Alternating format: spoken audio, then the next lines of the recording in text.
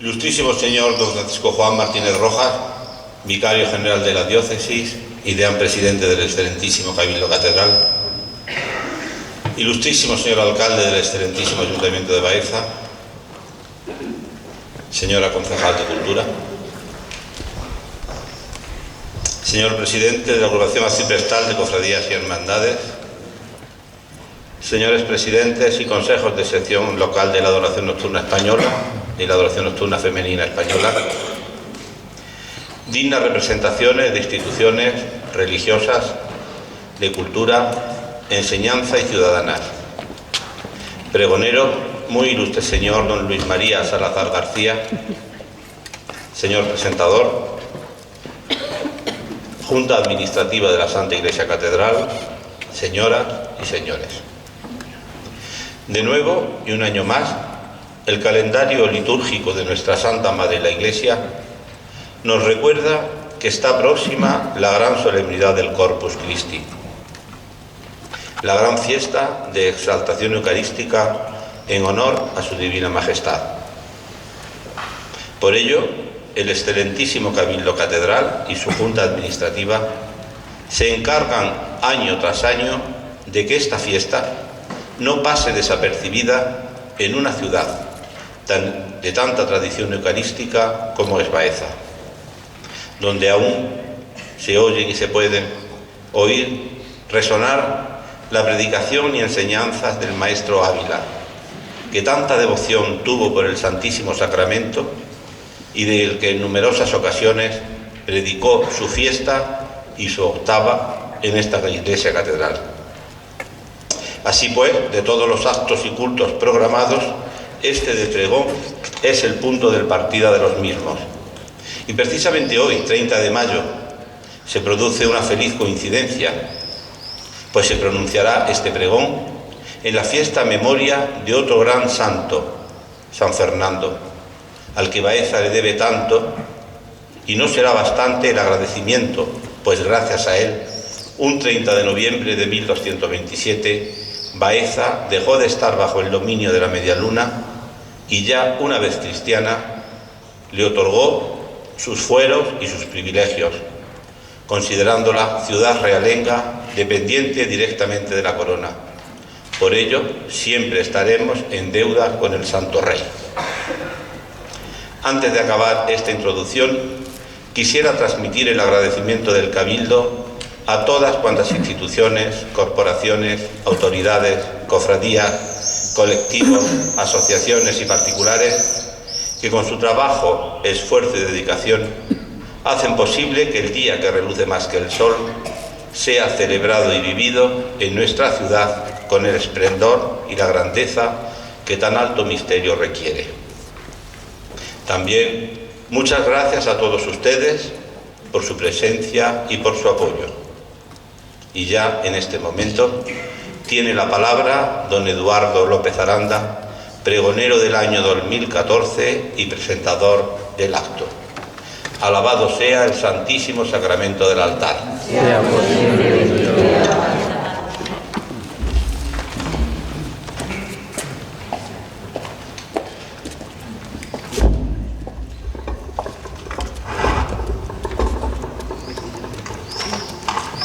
Con la venia.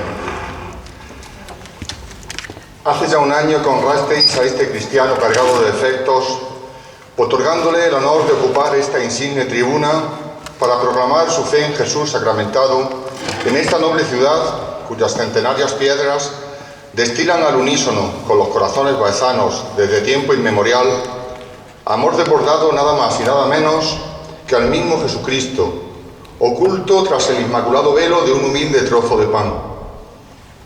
Varias veces he manifestado y confesado a lo largo de este año que aquel día fue hasta la fecha el más gozoso de cuantos he protagonizado como pregonero, pues qué más distinción para un cristiano que ser llamado para ser heraldo del sublime misterio eucarístico en una ciudad que en gran parte lo es por ese amor y ante unas gentes, ante vosotros baezanos, que me pagasteis con un afecto que jamás seré capaz de corresponder.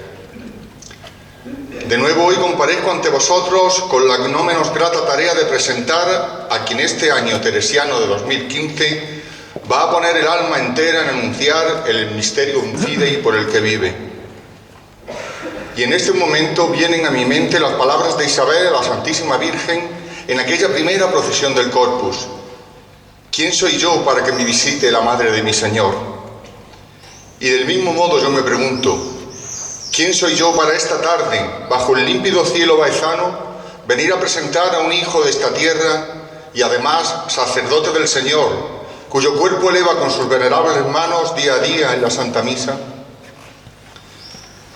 El ilustrísimo señor don Luis María Salazar García vio la luz el 6 de noviembre de 1968. Examinando su extenso currículum, uno se da cuenta inmediatamente que este hombre estaba llamado por el Señor, respondiendo su corazón con generosidad y docilidad a esa llamada. Y es que ya finalizados sus estudios primarios y medios, ingresa en la Facultad de Medicina de Granada y, llegado al ecuador de la carrera, Dios le cambia la bata blanca por el clergyman, y quien estaba dispuesto a pasar su vida ante la enfermedad y la muerte físicas, pasa a dedicarse a la vida con mayúsculas y a sanar las enfermedades del alma, desde que el 25 de junio de 1995 fuese ordenado presbítero por el entonces obispo de Jaén, don Santiago García Aracil, tras realizar los estudios eclesiásticos en el Seminario Diocesano de Jaén en el periodo que va de 1989 a 1995. Inmediatamente comienza su ministerio pastoral, en primer lugar como capellán del Hospital Militar de San Carlos en San Fernando, cumpliendo de este modo con sus deberes patrios. De vuelta a la diócesis de San Eufrasio, es nombrado párroco de diversas parroquias en la provincia, labor que compagina con la tarea de profesor de religión en los institutos Guadalentín de Pozalcón, Virgen del Collado de San Esteban del Puerto y en el Colegio San José de la Montaña de Torredonjimeno. Fue también capellán del Colegio Cristo Rey de Jaén y asesor de religión del Colegio Divino Maestro, también en la capital del Santo Reino. De igual forma, fue delegado episcopal para la pastoral universitaria y el diálogo fe-cultura y director de la residencia universitaria Cardenal Merino. En 2005 obtiene la licenciatura en Teología especializada histórico-dogmática por la Facultad de Teología de Granada, de la que es profesor colaborador desde el año 2010 en las disciplinas de Antropología Teológica y Escatología, materias que también imparte en el Seminario de Jaén junto a las de Homilética, Catequética y Misterio de Dios. En noviembre de 2008 defiende su tesis doctoral y en 2010 obtiene el doctorado en Teología, especialidad de Antropología Teológica, por la Universidad Gregoriana de Roma. Además, es experto en orientación familiar por la Facultad de Teología de Granada. Los últimos años también han sido intensos en la vida de don Luis María. Desde 2008 y hasta el pasado año de 2014 fue párroco de Santa María en Torredonjimeno, arcipreste de Martos Torredonjimeno y delegado episcopal de apostolado seglar de la diócesis de Jaén, permaneciendo desde 2009 hasta el día de hoy como director del Secretariado para la Pastoral Universitaria. Ante semejante periplo pastoral y formativo, era lógico que este sacerdote fuera nombrado, el pasado año 2014, director del Centro Diocesano de Estudios Teológicos y, sobre todo, rector del Seminario Mayor de la Inmaculada y San Eufrasio y del Seminario Menor de San Juan de Ávila. Vivimos tiempos difíciles para el cristianismo y, por ende, para las vocaciones. Por eso hacen falta sacerdotes como don Luis María, que irradien y contagien en los jóvenes la alegría del sacerdocio en unos tiempos vacuos y relativistas, en los que no se oye hablar de vocación, compromiso, entrega generosa a los planes de Dios con plena libertad. Todo ello, usando palabras de un santo en nuestros días, por la causa más sobrenatural que existe, porque me da la gana. Son necesarios sacerdotes como don Luis María para que cada día que amanece unas manos, por acción del Paráclito y actuando in persona Christi, hagan posible el admirable misterio de la transubstanciación y de esa forma lo que parece pan sea carne y lo que parece vino sea sangre, precioso adelanto del cielo que nos espera. Vaya por ello mi enhorabuena a la Junta Administrativa de la Catedral de Baeza por la designación del pregonero de este año del Señor de 2015. ¿Quién mejor que un baezano, ungido por el Espíritu con el sacramento del orden, para ser heraldo que anuncie la solemne jornada en la que Cristo recorre las calles y plazas de esta ciudad? Y es que, a pesar de conocer poco a don Luis María, afirmo públicamente que este hombre se ordenó para servir, que en su mirada se trasluce un espíritu que vive en continua oración para después predicar el Evangelio y administrar los sacramentos. Un sacerdote que, como todos, no ha hecho ninguna renuncia a nada, sino que en un alarde de generosidad se ha despojado de todo por todos, de ese todo para muchos que más de las veces lo efímero, que por su propia relatividad se convierte en paupérrimo horizonte de vida. Pero estoy convencido que en el caso de don Luis María, este sacrificio es afirmación gozosa, cumplimiento de la voluntad de Dios, ansia de apostolado y anhelo de celestiales promesas. Y también, ¿por qué no?, fuerza y virilidad, porque hay que ser muy hombre para ser hombre de Dios. Santa Catalina de Siena ponía en boca de Jesucristo estas palabras: no quiero que mengue la reverencia que se debe profesar a los sacerdotes, porque la reverencia y el respeto que se les manifiesta no se dirige a ellos, sino a mí, en virtud de la sangre que yo les he dado para que la administren. Por ello, mi anticipada veneración, admiración y respeto filial a don Luis María Salazar García, un presbítero de Jesucristo que a través de su voz va a abrir su corazón y alma sacerdotales ante la muy noble y leal ciudad de Baeza y derramar por todos y cada uno de sus rincones el inconmensurable amor por Jesús sacramentado, como preludio al radiante día en que todo un pueblo se vuelca en plebiscito de amor y devoción hacia quien es Rey de Reyes, principio y fin de todo. Don Luis, suya es la palabra.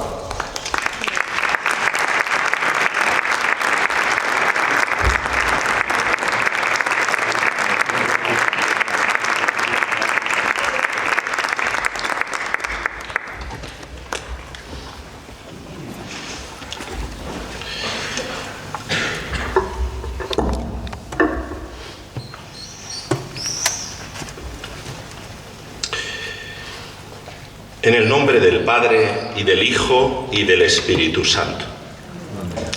Padre bueno, que en tu inmenso amor por nosotros nos invitas por tu Hijo Jesucristo a participar de tu misma vida. Te pido en esta tarde, en que abro mis labios para loar la presencia de tu Hijo Jesucristo en la Eucaristía, que envíes sobre mí tu Espíritu Santo, que Él ponga en mi mente tus pensamientos, en mi corazón tus deseos y en mi boca tus palabras. Que no diga nada que no sea de tu agrado, ni deje de decir nada que sea tu voluntad.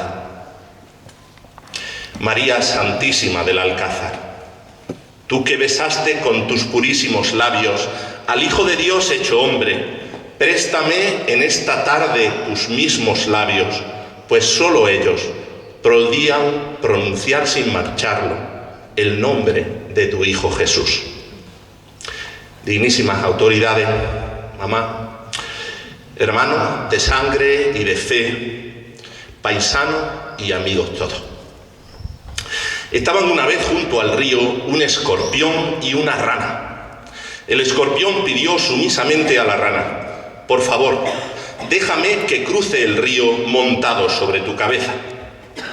La rana, que aunque rana no era tonta, contestó: no, porque cuando estés sobre mi cabeza me picarás con tu aguijón y moriré.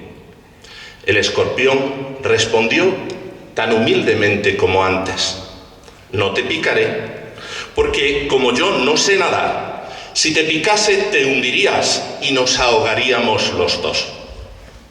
La lógica arrolladora del argumento pareció tan convincente a la rana que accedió a portar al escorpión durante la travesía.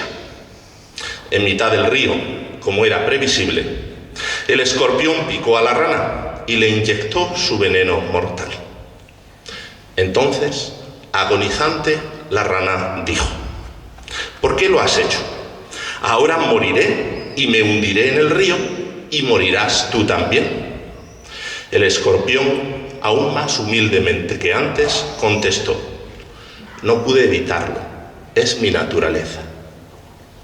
Me presento ante ustedes absolutamente indefenso, tan indefenso como una rana con un escorpión en la cabeza. Reconozco que fui yo quien aceptó la propuesta que me hizo el señor deán de que fuese pregonero del Corpus aquí en mi pueblo, en Baeza. Y es tanto el agradecimiento que siento hacia él, y me sentí tan honrado por la propuesta que no lo duré un momento. En ese sentido, no tengo excusa. Pero ahora debo reconocer que cuando dije que sí, lo hice convencidísimo, sin el menor género de duda, que este momento no llegaría nunca. Albergaba la secreta certeza, solo ahora reconocida, de que el calendario pasaría pacíficamente del 29 al 31 de mayo, sin solución de continuidad. Esta mañana, al contemplar el calendario, he caído en la cuenta de mi error. He experimentado la tozudez de la realidad, que es siempre verdadera, por mucho que uno se empeñe en negarla. Es peligroso decir que sí a quien te pide algo, porque por lejano que sea el compromiso, tarde o temprano llega. Algo que yo tendría que saber, porque alguien muy querido me enseñó un día: hijo mío, no firmes nunca un papel, porque yo una vez firmé un cheque y por pocas tuve que pagarlo. De todos modos, como dijo el escorpión, es mi naturaleza. Es verdad que después de escuchar las elogiosas palabras de este presentador, don Eduardo López Aranda, he quedado casi convencido de que seré capaz de realizar este pregón, si no con brillantez, al menos con dignidad. En cualquier caso, me atrevo a sugerirte, Cheto, que incluyas en el texto de la presentación aquella nota a pie de página que suele llevar la publicidad de los fondos de inversión. Rentabilidades pasadas no garantizan rentabilidades futuras. Pero, ¿por qué me demoro? ¿Por qué busco excusa si lo que se ofrece ante mí esta tarde es fundamentalmente una oportunidad? La oportunidad de hablar de Cristo y Eucaristía, que alimenta mi existencia y a quien he entregado mi vida entera. Cristo hecho alimento, Cristo presente junto a nosotros, Cristo ofrecido por nuestros pecados, Cristo, al fin, Señor y cabeza nuestra, que nos une en un solo cuerpo por la fuerza de su Espíritu, para gloria de Dios Padre. Ahora, precisamente ante vosotros, se me ilumina el verdadero motivo, el motivo profundo por el que acepté la oferta de mi amigo Fran. El motivo profundo por el que me presento hoy ante vosotros.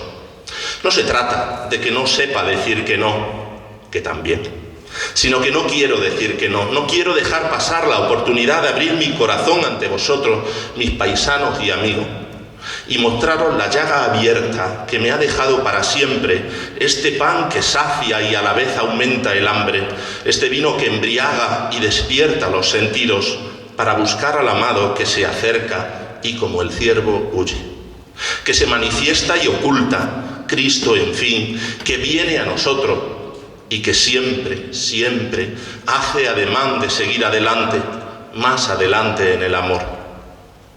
Estoy aquí ante vosotros para hablar no porque sepa, sino porque no puedo callar lo que rebosa mi pecho. Precisamente aquí, con el vivísimo recuerdo de este brocal convertido en la adoración nocturna juvenil, en el pozo de Jacob, donde Cristo espera a la samaritana, sedienta de amor y de vida. En este momento vuelven a saltarme las dudas. Pero ¿cómo me atrevo a hablar de la Eucaristía en Baeza? ¿Cómo hablar del Corpus en este mi pueblo, donde las calles se vuelven templo, o mejor sagrario, al paso de Cristo? Donde los hombros de tus jóvenes se aprietan al varal para que Cristo pasee entre nuestros paisanos como un día lo hiciera por los caminos de Galilea o de Jerusalén.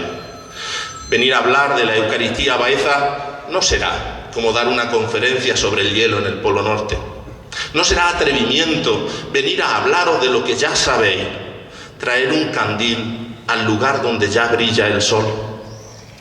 Me digo, alma mía, recobra tu calma, no tengas miedo, porque ese amor a la Eucaristía será precisamente tu mejor aliado, porque será el fuego de su corazón el que ellos sientan arder cuando tú enciendas apenas una cerilla. Vosotros sabéis de amor a la Eucaristía y estoy seguro que ese amor vuestro hará agradables a vuestros oídos lo que son torpes palabras para expresar lo inefable.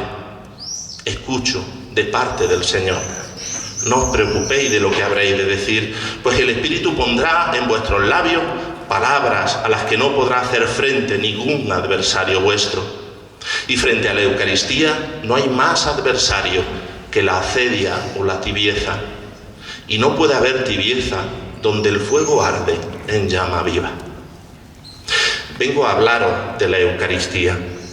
Y por tomar un orden que valdría cualquier otro, me atrevo a hacerlo desde 4 ángulos, como 4 ángulos tiene este patio. Así miraremos la Eucaristía como un banquete, banquete en que se recibe a Cristo. La contemplaremos como presencia sacramental de Cristo resucitado en medio de su pueblo. Nos acercaremos con los pies descalzos como al lugar sagrado, al Calvario, contemplando la Eucaristía como el sacrificio de Cristo. Y por último, como en un deseo, saborearemos la Eucaristía como comunión, como prenda de una unidad entre Dios y los hombres y de la humanidad entera, unidad prometida, pero siempre en camino. No sé si alguna vez os habéis fijado en los cables telefónicos que van por la calle. Aquí en el casco antiguo afortunadamente no los hay, pero en muchos sitios sí. Son cables que tienen una sección doble.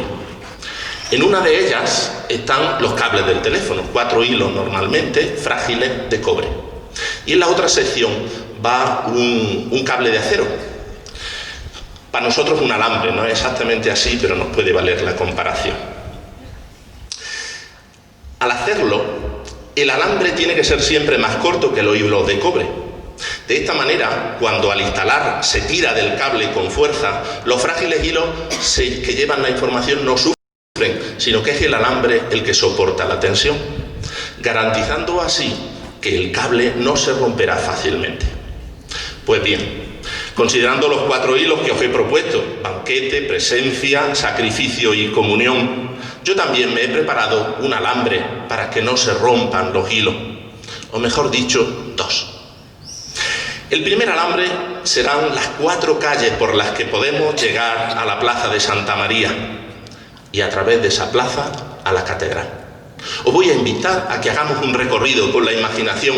Los que tenéis ordenador, el Google ese que vas y vas caminando. Yo he caminado en esta semana más por Baeza que en años, para recorrerla hoy, en esta tarde, con vosotros. El segundo alambre, o quizás sería mejor llamado envoltorio, o vete tú a saber, serán mis propios recuerdos, vividos o imaginados. Recuerdos de nuestro pueblo, mi Baeza querida, a la que amo si amar se puede a los lugares sin ofender a las personas, con la conciencia de que amar la propia tierra es la mejor manera de ser universal, conciencia de que solo un árbol con raíces profundas puede extender sus ramas más allá de toda frontera. Todo relato tiene algo de autobiográfico y el mío no será una excepción. Pero toda autobiografía tiene algo de universal. Cuando Moisés quiso ver el rostro de Dios, el Señor le concedió ver su espalda. Cuando nosotros queremos conocer a Dios, no es mal camino recorrer las huellas de su obra en nosotros. Comenzamos nuestro recorrido. Estamos a los pies de la cuesta de San Felipe Neri. Antes de empezar, en la misma esquina del instituto, vuelvo la cabeza y la volvéis vosotros a la calle de San Juan de Ávila. Al fondo llama nuestra atención la torre de la iglesia de San Juan Evangelista. Él será nuestro maestro en este banquete al que Cristo nos invita. Porque Él, el pecho de Cristo, contiene la sabiduría de Dios y el que se recueste sobre Él será teólogo. Y Juan lo hizo. La Eucaristía es un banquete, pero no es exactamente una juerga. Es el lugar de la comida reposada, donde Cristo nos abra, entregándose a nosotros primero como palabra, para ser comida por los oídos. Es el banquete donde los silencios cuentan, porque son la oportunidad de nuestra respuesta que no puede ser palabrería vana ni eco vacío. Los silencios cuentan también, porque dan pie a las miradas. No os pido sino que lo miréis, nos recuerda Teresa en su 5º centenario. Es el banquete donde se aprehende a Cristo, donde se sabe a Cristo, porque se saborea como pan y como palabra. Siempre me ha resultado hermosa la expresión el dulce nombre de Jesús. Hermosa y verdadera. Os invito a pronunciarlo en las horas amargas, en esas horas en que no queda aliento para alzar la voz, en las horas en que no hay ni una brizna de cariño que echarse a la boca. Entonces podéis pronunciarlo suavemente. Jesús mío, mío y todo para mí, con San Juan de la Cruz. Un poco más cerca, aunque sea desde su perfil, vislumbro ahora el medallón que representa la Santísima Trinidad.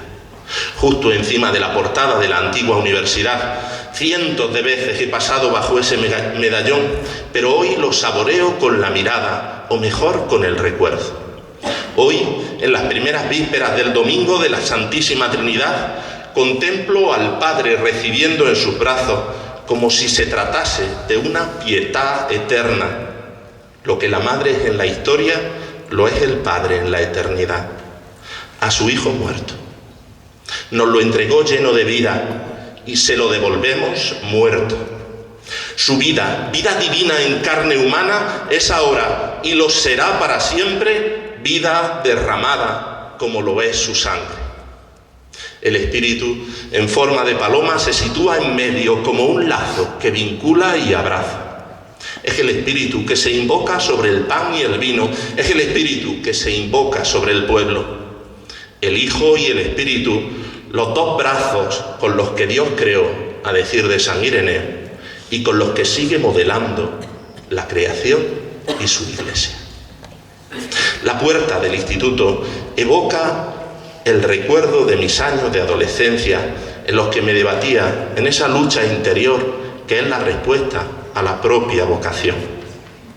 Dentro de aquellas paredes aprendí de memoria los poemas de Antonio Machado, musicalizados entonces por Juan Manuel Serrat.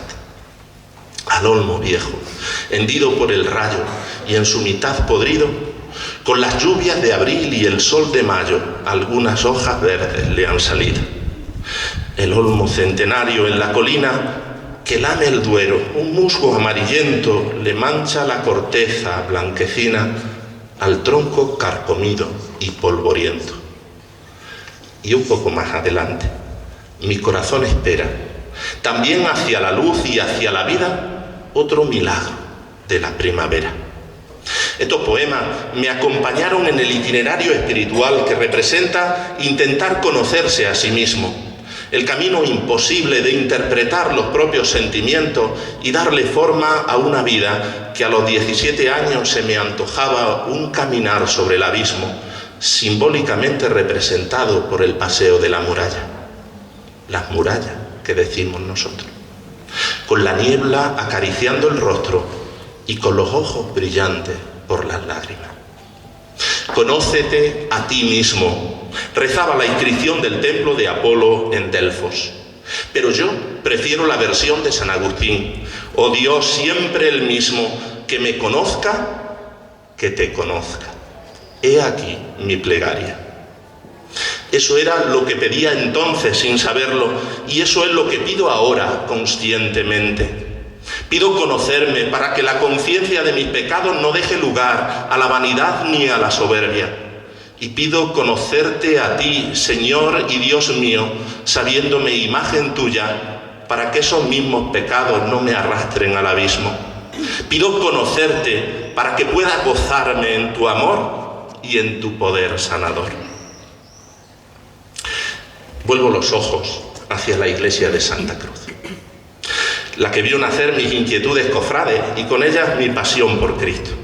Porque Cristo es el mismo que cargó con la vera cruz y Cristo es el que se nos ofrece como pan en la Eucaristía.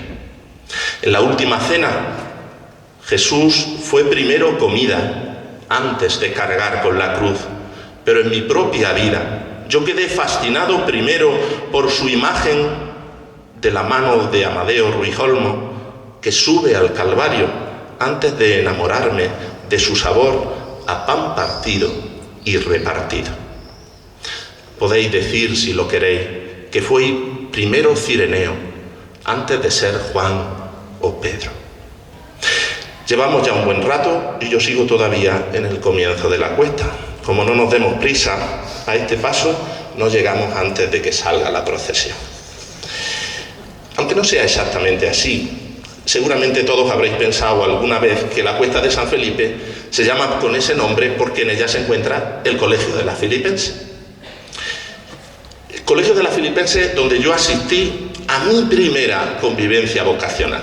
En aquella convivencia me preguntaron a bocajarro lo siguiente: si fueras piedra, ¿qué preferirías ser? ¿Muro o puente? Me atrevo en esta tarde a preguntaros a vosotros esa misma pregunta. Si fueras piedra, ¿qué querrías ser? ¿Muro o puente? Aquellas palabras quedaron clavadas en mi carne como un aguijón, que tanto más se clavaba cuanto más coces daba sobre él. Ser en la vida muro o puente. No había escuchado todavía aquellas palabras del poeta León Felipe, que no es Felipe Neri. Así es mi vida, piedra, como tú, piedra pequeña, y un poco más adelante, piedra que no ha servido para ser ni piedra de una lonja, ni piedra de una audiencia, ni piedra de un palacio, ni piedra de una iglesia. Como tú, piedra aventurera, como tú que tal vez estás hecha solo para una honda, piedra pequeña y ligera. Si yo fuera piedra, sería, lo sé, piedra pequeña para ser lanzada, pero no como una honda, sino suavemente por la mano del amado, no para herir, sino rozando apenas el cristal cerrado de vuestras ventanas para solicitar que lo abráis al paso de Cristo Eucaristía. Así, en esta tarde, me lanzo yo a vosotros suavemente para que despertéis si fuese necesario y abráis al amado que pasa por vuestras calles y llama a vuestra puerta. No tengáis miedo, porque como también dijo León Felipe, piedra fui para ti, piedra soy, y piedra quiero ser, pero piedra blanda de sal, que al llegar a ti se disuelva. Madre mía, qué hora. Y todavía vamos por la mitad de la cuesta. Tentado estoy de rezar, como cuentan que rezaba San Felipe, esta vez sí, San Felipe Neri. Señor, no te fíes de Felipe, no te fíes de Luis María, Señor, que me distraigo, que no soy como tu santo San Juan de la Cruz, que ni coge las flores ni teme las fieras, que ya en la infancia, Señor, cuando mi bisabuelastra, me preguntaba si era buen estudiante, yo, muy serio, con apenas 5 o 6 años, le respondía: no, abuela, yo soy de los distraidillos. No te fíes de Luis María. Y si quieres que vayamos a alguna parte, llévame tú, porque en esta noche me fío de ti más que de mí mismo. Pero volvamos al banquete eucarístico. La Eucaristía nace el Jueves Santo, en torno a una mesa. Pero no es solo esa vez, cuando Cristo se sienta a la mesa con los pecadores. Se ve que lo tenía por costumbre. Ante la irritación de los fariseos, Jesucristo iba con los pecadores y comía con ellos. Hoy sigue comiendo con los pecadores y sentándose a la mesa con nosotros, sin que nuestros pecados le espanten. ¿Qué dirán de mí si me ven contigo?, decía mi padre en broma a sus amigos. ¿Qué dirán de Cristo si lo ven con nosotros? Y sin embargo, Él nunca se avergüenza de llamarnos hermanos.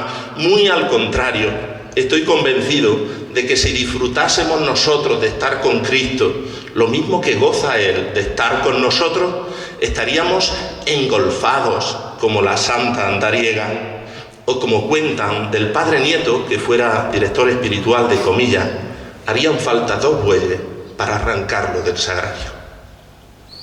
Como es propio de la cultura mediterránea, Cristo celebra las cosas importantes comiendo, en torno a la mesa. Por eso, la noche en que iba a ser entregado, tomó pan, el pan sin levadura, que recordaba la urgencia de la liberación. Tan rápido el Señor nos liberó que no le dio tiempo a fermentar. Tomó la copa de vino, la copa de la bendición. ¿Cómo pagaré al Señor todo el bien que me ha hecho? Alzaré la copa de la bendición invocando su nombre.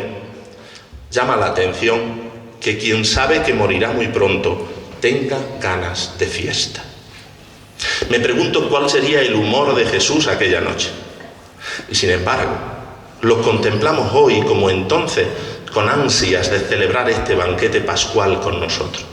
Ante un mundo tan sediento de vida, Jesús tiene ansias de entregarse. Ante un mundo que lo necesita, Jesús tiene ansias de entregar su vida a los que tienen hambre y sed de la justicia. Pero la última cena no fue el último banquete de Jesús con nosotros. En los relatos de las apariciones del resucitado, Jesús pregunta: ¿tenéis algo que comer? Y comió con ellos, y encontraron un pescado asado sobre las brasas. Tal era su costumbre de comer con los discípulos que los reconocieron al partir el pan. Y es que el reino de los cielos se parece a un banquete de boda que el rey ofreció para su hijo. Puesto que en la Pascua de Jesús el reino de los cielos llega a su consumación, es lógico que su Pascua parezca un banquete. De 8 en 8 días, cada domingo, comió el Señor con sus discípulos hasta el día de la ascensión. De 8 en 8 días, cada domingo, come el Señor con nosotros en la Eucaristía. De domingo en domingo, el Señor nos espera con la mesa puesta y el pan y el vino sobre ella. Cómo quisiera que cada domingo los cristianos, todos los bautizados, pudieran comer y beber y sentir en su boca y en su garganta ese sabor que enamora y embriaga, ese pan maná renovado que contiene en sí todo deleite. Recuerdo todavía la voz de mi madre, como tantas veces me decía: no comas todavía, que te va a quitar la gana. Vosotras me entendéis, qué dolor. Cuando después de haber puesto todo vuestro empeño en preparar la comida para vuestra familia, miran el plato con desdén, porque ya no tienen ganas, porque han picado algo que les ha quitado la gana. Vergüenza para la desidia humana, nos dirá San Agustín. Tiene él más ganas de dar que nosotros de recibir. Cuando Cristo pone su vida entera en este alimento y nosotros hemos perdido el hambre del alimento verdadero porque hemos picado algo que nos ha quitado la gana, que nos ha quitado el deseo. ¿Con qué razón habla San Agustín cuando dice que nuestra oración no sirve para satisfacer nuestros deseos, sino para aumentarlos hasta que lleguen a desear el don que Dios ofrece, que no es otra cosa sino Él mismo entregado como comida? Pero no sería todo lo malo si solo quienes rechazan hicieran ofensa a Cristo banquete. Desde el comienzo de la Iglesia, como recuerda San Pablo en su carta a los Corintios, hay quien incluso comiendo ofende al Señor. Y es que sentados todos a la mesa, unos tienen abundancia y otros pasan escasez. Así nos dice San Pablo: cuando os reunís en comunidad, eso no es comer la cena del Señor, pues cada uno se adelanta a comer su propia cena, y mientras uno pasa necesidad, el otro está borracho. Y es que, siendo verdad que el reino de Dios es abundancia, nunca puede ser la abundancia de unos contra otros. No puede ser la abundancia de uno a costa de otro. Dios es generosidad sin límite. En la creación se manifiesta ya esa generosidad sin medida, pero es generosidad para todo. Y no solo para los míos, o mejor dicho, es generosidad para los míos, pero sabiendo que todos, especialmente los pobres y los humildes, son míos, son suyos. Su cuerpo es cuerpo entregado, su sangre es vida derramada. Y pasamos ya a otro aspecto de la Eucaristía. La Eucaristía como presencia amorosa de Cristo entre nosotros. Y es que en la ascensión que celebrábamos hace un par de semanas, en uno de estos jueves que son domingos, pero que siguen brillando igual que el sol, la ascensión, os digo, siendo la glorificación de Cristo, no es una huida. Para el Señor subir al cielo no es abandonarnos, sino estar con nosotros de otra manera, sin verse sometido a la limitación del tiempo y del espacio. Cristo no está ausente, sino presente, aunque solo sea perceptible para el que cree. Ha pasado casi un milagro desde que Berengario de Tours, interpretando en un sentido débil el lenguaje simbólico de los santos padres, puso en duda la presencia real de Cristo en la Eucaristía. Frente a él, la Iglesia tuvo que subrayar que la Eucaristía es Cristo mismo que se hace presente ante nosotros, que no es como si fuera, sino que es. Que no fueron privilegiados quienes lo encontraron en los caminos de Galilea, sino nosotros, que lo encontramos cada domingo, cada día, con el pan y el vino de la vida. Con la palabra transubstanciación, más allá de su origen de escuela, se quiere decir que Cristo no está escondido detrás del pan, sino que es el pan mismo. Que lo que es el cuerpo para nosotros es el pan para Jesús, pero que nadie se engañe, que el pan no se entiende sin la Iglesia que lo come, ni la Iglesia se puede entender sin el pan que la alimenta. Toca ahora iniciar un nuevo recorrido. Permitidme que me sitúe en la puerta de Úbeda para caminar lentamente por la calle Sacramento. Esta calle del Santísimo Sacramento parece trazada a propósito para acoger una procesión.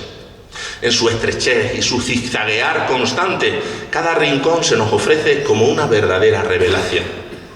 Uno piensa, ¿y esto estaba aquí?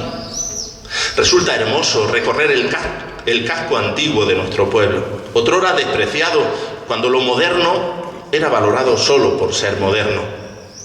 Este barrio ahora es una pequeña joya en la que en la mañana del Corpus se abre como un sagrario para el paso del Señor.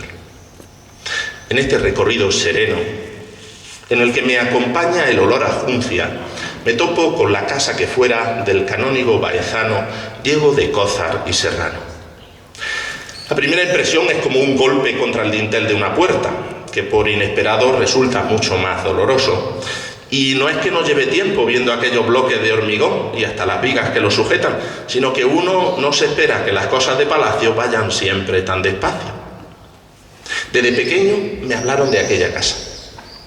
Me recuerdo a mí mismo con mi amigo Juan de Dios, que vivía enfrente de esta casa, escuchando los relatos que nos contaba aquí, en esta catedral, Diego el Sifonero. En aquellos relatos, la realidad se iba enriqueciendo con la imaginación del narrador y, por supuesto, con la imaginación de los escuchantes, los cuales, en nuestra mente de niños, recreábamos la construcción de la custodia procesional como una gran aventura, digna de los relatos de Salgari o de las novelas de los Cinco. En la cantina de aquella casa, porque en Baeza las casas no tienen sótano, tienen cantina. Estaban grabadas sobre piedra, así nos lo decían, los bocetos de la custodia.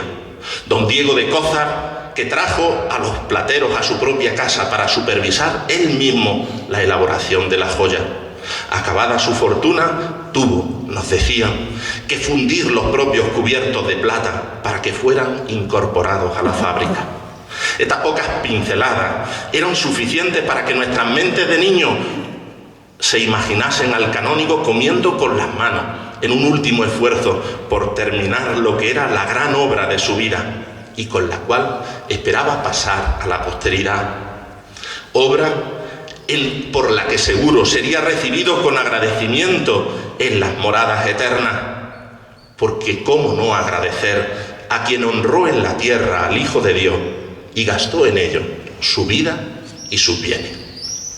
El antequerano Gaspar Núñez de Castro y sus compañeros, su hermano Jerónimo y Gaspar Correa, si no me equivoco, adquirían en mi imaginación el mismo aspecto que el conde de Montecristo, encerrado en una mazmorra hasta concluir aquella obra que le daría la libertad.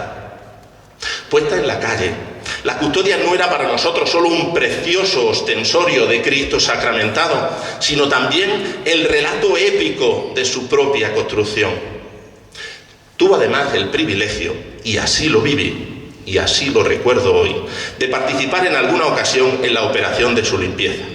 Cepillos de dientes, algodón mágico, jabón casero y hasta bicarbonato participaron en combinaciones diversas en aquella tarea inacabable de sacar brillo hasta el último recoveco de una filigrana eterna. Y nuevamente los relatos, que ponían nombre a lo que ante nosotros era solo algo bello, pero que hasta entonces no habíamos sido capaces de calibrar en su justo valor. Eran relatos que hablaban de los tres cuerpos con la Inmaculada, el Viril, San Miguel, y todo ello coronado por la fe victoriosa. Descripciones de apóstoles y santos de estilo barroco, columnas salomónicas, de los distintos órdenes de capiteles corintios, de plata sobre dorada, de oro macizo para el Viril, que contenía lo más importante: Cristo de Eucaristía, Cristo en la custodia, que no era una imagen, sino la realidad. Tengo que reconocer que, visto con la perspectiva del tiempo, lo que entonces me fascinaba hoy me deja siempre un regusto extraño. En nada dudo del amor a Cristo que movió a aquellos que consagraron su vida y sus bienes a la construcción de la custodia, pero no puedo evitar que resuene en mi mente aquellas palabras de un hermano sacerdote. Cristo quiso hacerse pan y a nosotros nos supo a poco. Nos supo a poco y lo quisimos oro y plata, y Él siguió siendo pan, tozudamente humilde, pan. Y quiso ser también vino y fiesta, y no solo pan y agua, que también la quiso para el bautismo, sino pan y vino, alimento humilde y fiesta. Y yo hoy, en esta noche con vosotros, suplico que me encuentre entre los dichosos que no se escandalizan de Él, que no me sepa a poco el pan, ni me sepa a mucho el vino, que quiera yo que Cristo esté en mi vida como Él quiera estar, si pobreza, pobreza, y si fiesta, fiesta, sin enmendarle nunca la plana. Que confíe yo más en mis oídos que en mis ojos.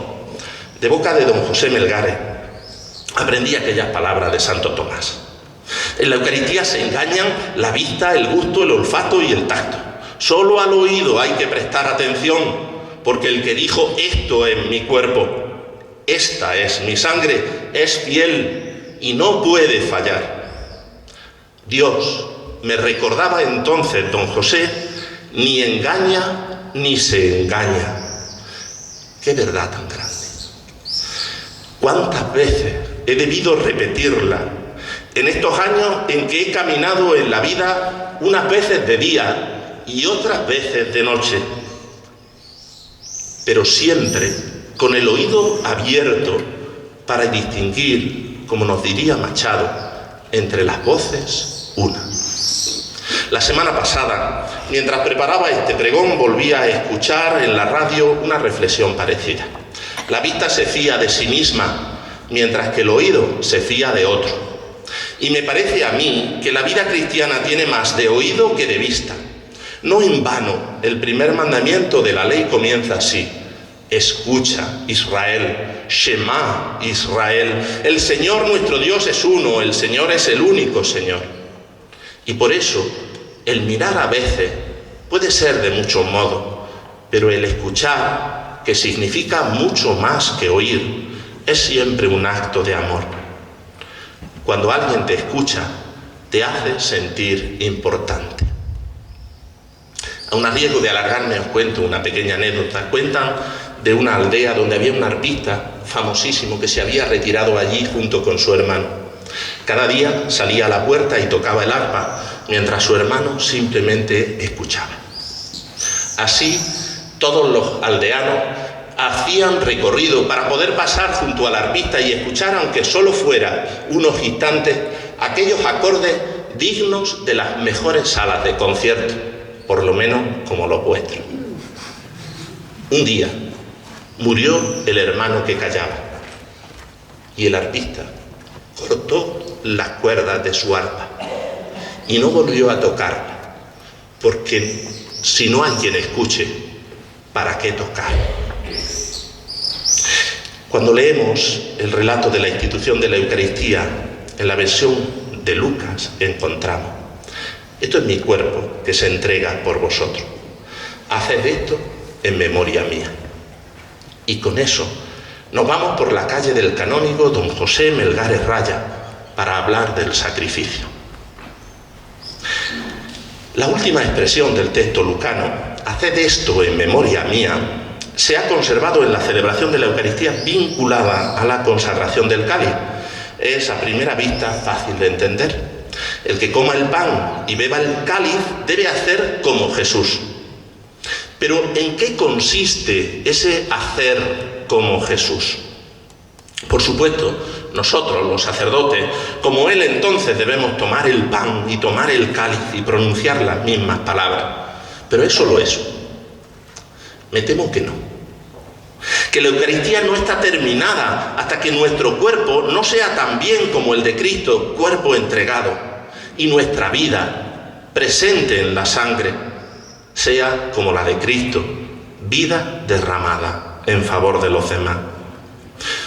Por algún motivo me emociona recordar estas cosas mientras camino por la calle del canónigo José Melgares Raya. La primera imagen que tengo de don José, él intentó inútilmente que lo llamase Pepe durante casi 20 años. La primera imagen, os digo, que tengo de don José era la de un sacerdote revestido con alba de encaje y arrodillado a los pies de un niño de unos 8 años, lavándole los pies. Aquella imagen, todavía viva en la memoria, tiene mucho que ver con el concepto que aún conservo del sacerdocio. Yo no sabía lo que significaba que don José fuera canónigo. ¿Quién me iba a decir que luego me iba a sentar al lado del deán? Pero en mi mente de niño, contemplando aquella alba y con puñetas rojas y aquella majestuosidad catedralicia, debiera significar algo como una especie de papa para uso particular. El caso es que fui monaguillo suyo y luego adorador nocturno y paseante nocturno en la nave de esta iglesia catedral, donde se han fraguado tantas y tantas vocaciones al sacerdocio. Él fue compañero de camino mío y de tantos otros. Don José hizo verdad para mí aquel proverbio hebreo que dice: con un buen amigo ningún camino será largo. También lo vimos sufrir. Primero por la muerte de su madre, cuando con su casa llena de gente, los monaguillos nos asomamos a la puerta temerosos,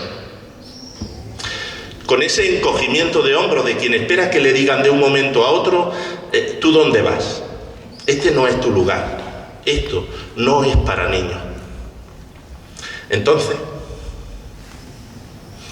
él nos vio, salió hasta la puerta a recogernos y nos sentó a su lado. Yo sé en carne propia lo que sintieron los discípulos cuando Jesús les dijo: ya no os llamo siervos, a vosotros os llamo amigos. También lo vimos sufrir por otros motivos. Dios, en su misericordia, le permitió compartir la suerte de Cristo humillado y despreciado.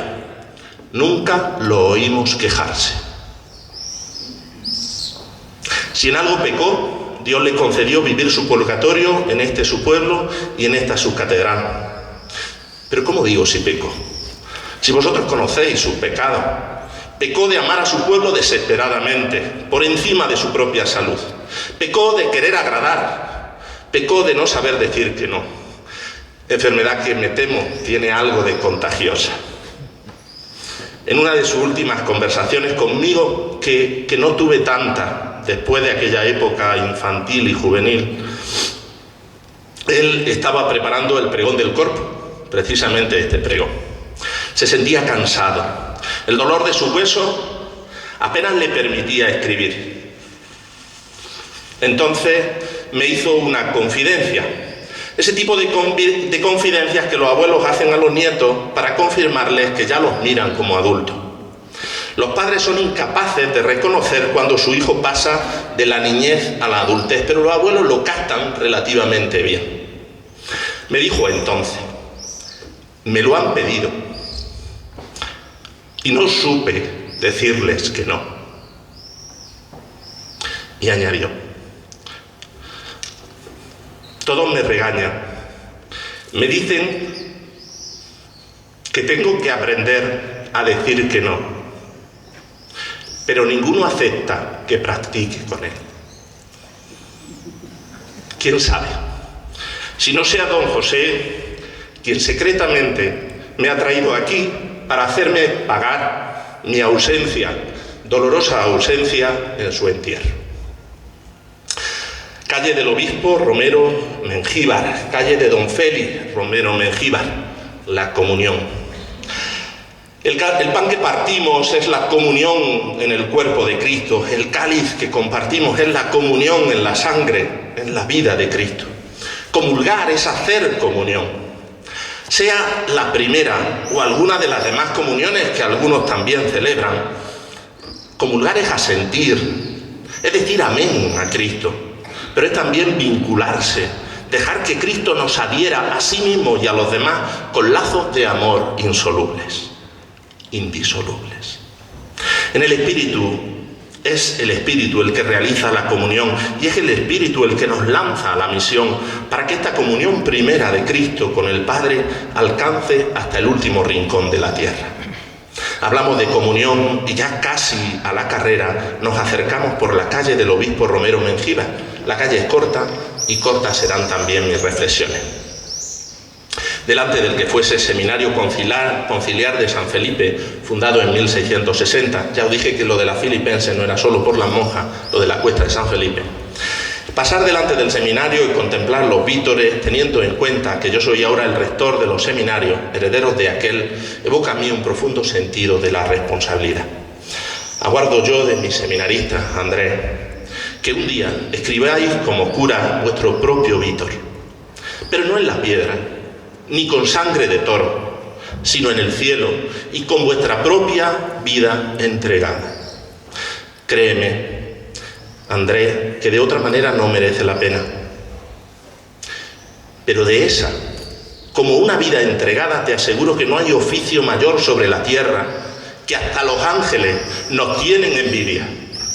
Que somos, a decir de San Juan de Ávila, criadores de Dios, si así pudiera hablarse. Y que solo Jesús y María son espejo en el que mirarnos. E incluso con ella, siendo nosotros más indignos, tenemos oficio mayor, pues ella lo trajo en carne y nosotros lo ofrecemos en gloria. Pero estar en la calle, que lleva el nombre de un obispo, me da pie a decir algo sobre el obispo como agente de comunión. Aquel que preside en la caridad, aquel que se hace presente, que hace presente a Cristo cabeza, siervo y pastor. Aquel que permite distinguir un cuerpo de una peña de aficionados. Que la Iglesia no es el club de los que les gusta la religión, sino el cuerpo vivo de Cristo y el templo vivo del Espíritu Santo. Que en ella Cristo es cabeza, pero es también esposo que nos convoca y nos reúne. Que no somos buscadores de Dios, sino ovejas encontradas, cargadas sobre los hombros del buen pastor. Cuánto pido estas cualidades para nuestro obispo, don Ramón, y para quien quiera que fuere su sucesor en el futuro.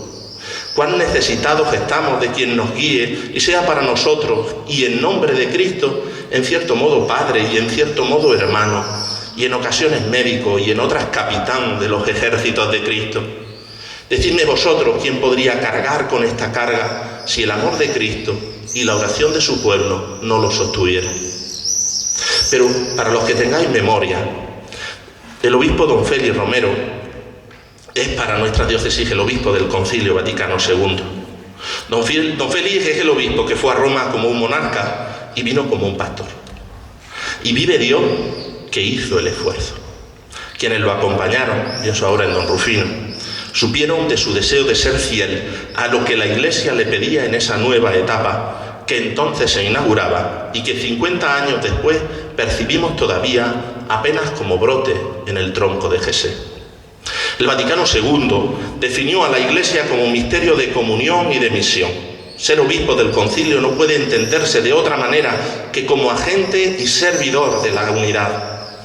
Pero no puede ser la unidad de unos contra otros, porque incluso quienes nos menosprecian están también ellos llamados por Cristo, aunque todavía no lo sepan.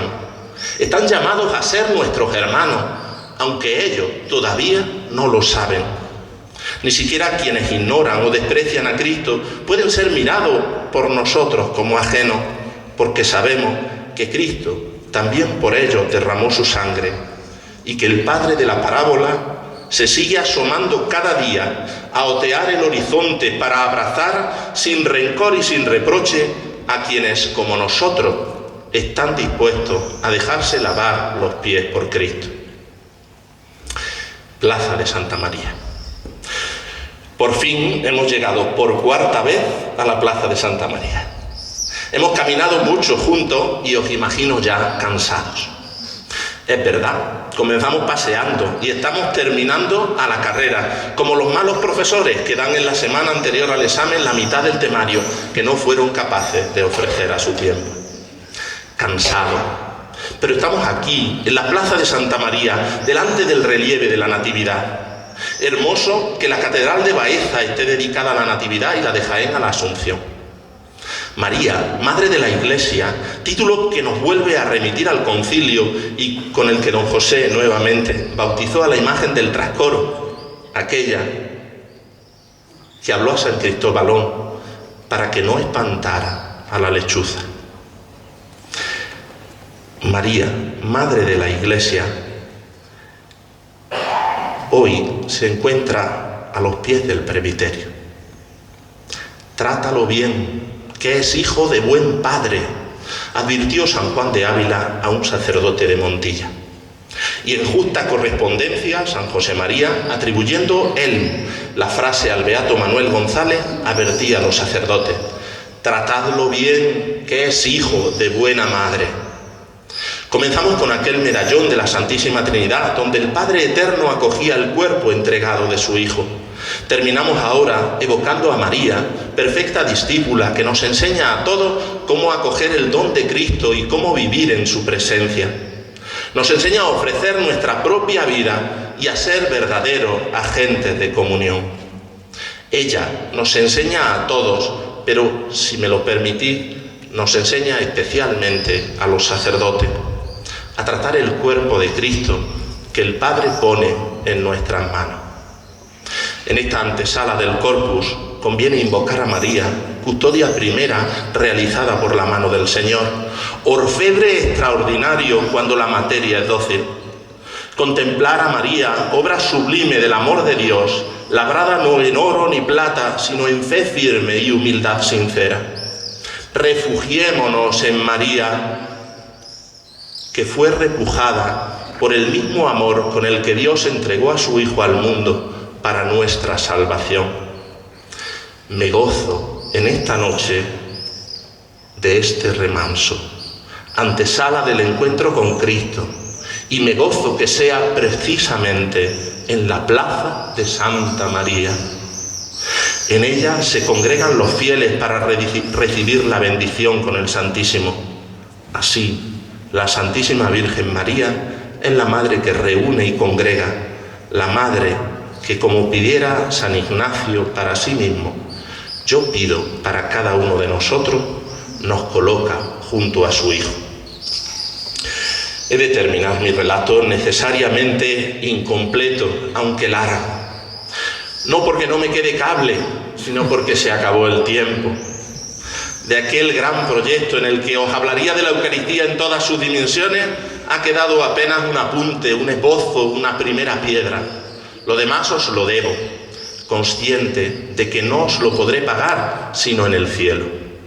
Cuando, desembocados nuestros sentidos, el pan partido despliegue todos sus sabores y los ojos penetren todos los matices de la imagen que hoy vemos como en un espejo de imaginar. Los seres humanos somos así, grandes proyectos y pequeñas realizaciones. Lo primero es para darnos idea de nuestra dignidad como imagen de Dios. Lo segundo, para que nunca perdamos la conciencia de nuestra finitud. Deseamos naturalmente lo que solo podremos obtener como un regalo del cielo. Mis palabras, trenzadas entre recuerdos y chascarrillos, han intentado animaros a vivir la Eucaristía. No he pretendido otra cosa que facilitar que cada día percibáis que ese trozo de pan que comulgamos y que en el día del Corpus pasearemos por las calles, está concentrado todo el amor que Dios tiene por cada uno de vosotros. Un amor que en un delirio incomprensible le llevó a entregar a su Hijo para salvar a los pecadores. Un amor que en su potencia rescató de la muerte a aquel que entregó su vida. Y un amor que en su lógica divina le lleva a abrazarnos, pecadores redimidos, junto con su Santísimo Hijo resucitado. Hasta aquí el discurso, un discurso que con vuestra escucha habéis hecho posible. ¿Os acordáis del arpa? Si no estuvierais aquí, no se habría hecho palabra lo que era solo recuerdo e imagen. Si no hubiera sido por vosotros, no habría resonado en este patio lo que sería solo oración silenciosa en la capilla del seminario, donde cada mañana nos alcanza el amanecer. Si alguno os he ayudado con mis palabras, pagadme el servicio rezando por las vocaciones al sacerdocio, que ser cura es camino hermoso, pero muy pocos quieren en este tiempo recorrerlo.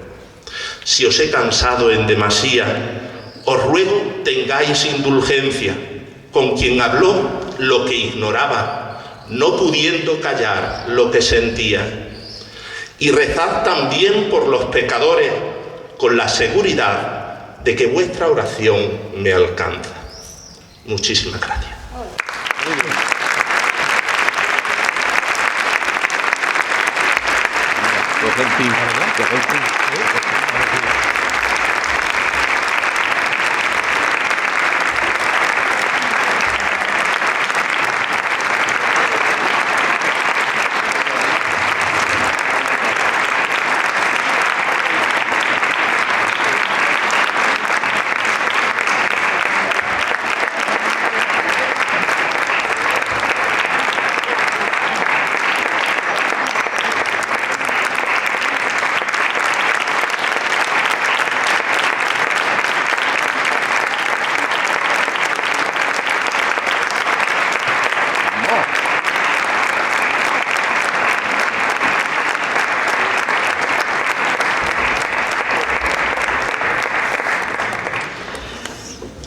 En la ciudad de Baeza, siendo las 21:54 horas del viernes día 29 de mayo, en el balcón del concejo, sede de la agrupación arciprestal de cofradía, es celebrada la Asamblea General del Cuerpo de Horquilleros del Santísimo Sacramento.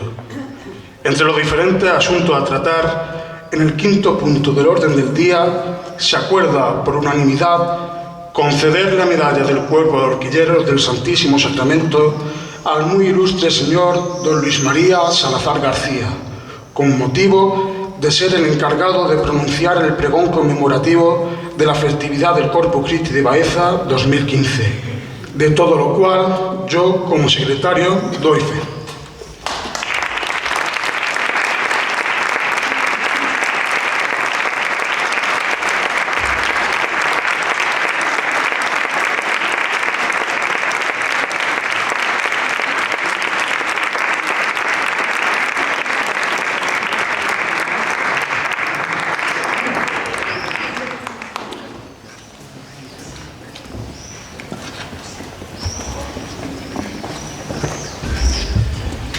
En unos instantes comenzará el concierto que va a ofrecer el trío de cuerda Bayasa.